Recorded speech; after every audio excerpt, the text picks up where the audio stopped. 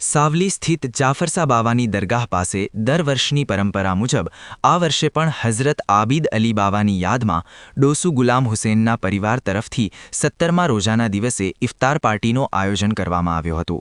ઇફતાર કાર્યક્રમમાં મોટી સંખ્યામાં રોજેદારો ઉપસ્થિત રહ્યા હતા।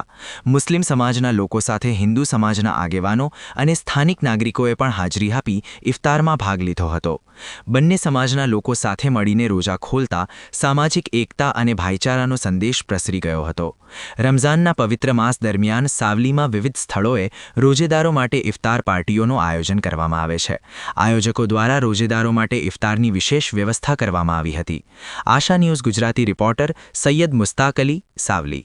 अस्सलाम वालेकुम वरहमतुल्लाहि वबरकातुहू। इल्ला माशाअल्लाह हर साल की तरह इस साल भी लाहौर वगा दोस्तों गुलाम हुसैन परिवार की तरफ से जाफ़र शहीद बाबा के मज़ार शरीफ के पास हर साल की 17वीं पर सैयद आबिद अली बाबा अलैहि रहमत रिदवान इमाम शाही घराने के 70वें चांद के मुताबिक हर साल इफ्तारी का प्रोग्राम रखा जाता है, जिसमें 15 से 20 हज़ार पब्लिक आती है और हिंदू मुस्लिम एकता के साथ यहाँ पर तमाम लोग एक साथ बैठकर इफ्तारी का प्रोग्राम करते हैं।